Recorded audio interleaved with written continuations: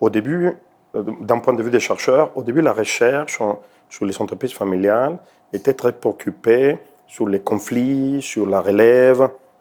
Et après, ça a eu une évolution et il s'est focalisé sur la gouvernance, sur l'attachement émotionnel des membres de la famille, sur les aspects uniques à une entreprise familiale vis-à-vis d'une entreprise non familiale.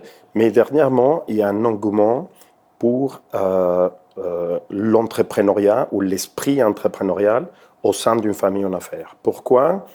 Parce que, en fait, pour pérenniser ou pour assurer la croissance ou pour sauver du déclin une entreprise familiale ou pour maintenir la richesse, la création d'emplois au sein d'une famille en affaires ou dans une entreprise familiale, on considère que c'est important de transférer l'entreprise d'une génération à l'autre, mais peut-être une des raisons les plus importantes, mais peut-être une chose plus importante encore, c'est transmettre l'esprit entrepreneurial aux générations suivantes.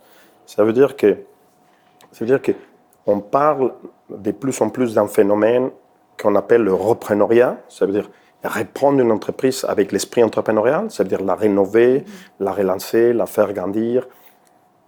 Mais pour cela, il faut, le repreneuriat, c'est un concept, c'est une notion, un néologisme qui va mettre ensemble reprise et entrepreneuriat. Donc, si on veut faire des repreneuriats, il faut développer l'entrepreneuriat, ça veut dire l'entrepreneuriat au sein de l'entreprise familiale. Et pour cela, il faut mettre toute une série de mécanismes pour le faire. Mais pourquoi il faut le faire? Parce que si les membres de la famille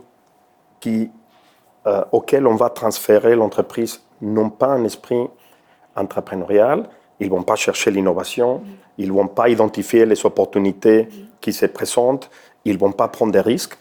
Quelqu'un qu'on ne l'a pas laissé prendre un risque pour $500 ne va pas prendre un risque pour $1 million. Quelqu'un qui n'a pas géré une équipe, qui n'a pas lancé une innovation, difficilement va avoir l'expérience ou les compétences pour lancer cette innovation.